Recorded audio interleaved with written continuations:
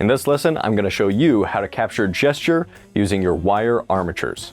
I will be using some small wire armatures, some Chavant NSP medium clay, and the reference photos provided by posespace.com. If you haven't already seen the lesson on how to build wire armatures for sculpture, be sure to check that out. I will be using these small wire armatures without a stand. Even if you're using another type of armature, you should be able to apply these principles to capture any given pose. What's nice about starting with our homemade wire armatures is that we already have all of the proportions in place right from the start. Now, all of the elements may be the right length, but without the gesture, we won't be able to capture that lifelike feeling of the pose. Like with drawing, as we develop the details, the pose often becomes more stiff. This is why it's so important to first capture gesture before we start to think about the details. If we're able to capture the gesture so that it feels natural, and we already have all the proportions in place in the armature, then the sculpture is already half done. All that's missing is the clay. Whether you're sculpting from a live model or from photos, a great habit to get into is to strike the pose yourself.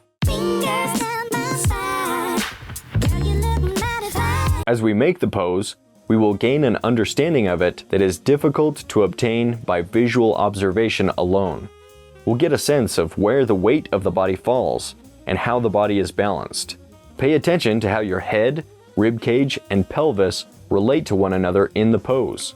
We want to pose the armature to create an extremely expressive figure before we begin to add clay. Once the armature is encumbered by clay, it becomes more time-consuming to make big changes in the gesture.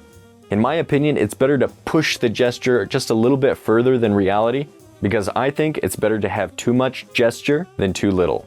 When looking for the gesture, we should first try to see the relationship between the three primary masses of the body: the head, the rib cage, and the pelvis. Is the upper body twisting? Is there elements of contrapposto that brings one side of the pelvis up and the same side of the shoulder down? At what angles do the arms come off the figure? What about the legs? Gesture is that rhythm that connects the masses of the body together. George Bridgman does an amazing job of illustrating the relationship between gesture and structure in his drawings. He's able to use these masses to push the gesture and create extremely dynamic figures that feel sculpted from blocks. Once you feel like you have an understanding of the pose, start by focusing on the angles of the head, the rib cage, and the pelvis from the front view, including the bend of the spine. Once I'm comfortable with the trunk of the body and how the primary masses relate to one another, I will try to capture the angles of the limbs and how they extend from the torso. The upper arm and upper legs, again starting with the front view, then moving to the side view, then repeating the process for the lower arms and lower legs, then finally focusing on the position of the hands and the feet. When capturing the gesture of a standing figure, an important element is balance. If the figure is unbalanced, it will feel like something is off, and the figure needs to be balanced from every angle. Imbalance can be used to get the feeling of motion or instability. If you took a snapshot of a sprinter, it would look like they're falling forward, because they kind of are. An understanding of balance can help our figures have the feeling of movement or stability.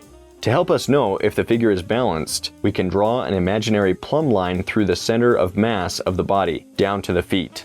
When one foot is more load-bearing, the center of mass will fall on or near that foot.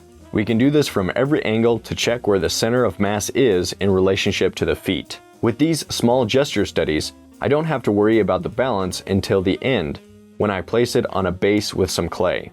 But if this were a larger sculpture, I'd want to pay attention to the balance from the very beginning as I'm posing the armature. Try to add gesture throughout the figure. Look for S and C curves that connect the elements. The leg from the side will often have an S curve that bows forward in the upper leg and slightly backward in the lower leg. When at rest, the spine has a significant S curve to it that can be captured with the armature. When we start building out the clay, we want the wire to be in the center of the forms whenever possible.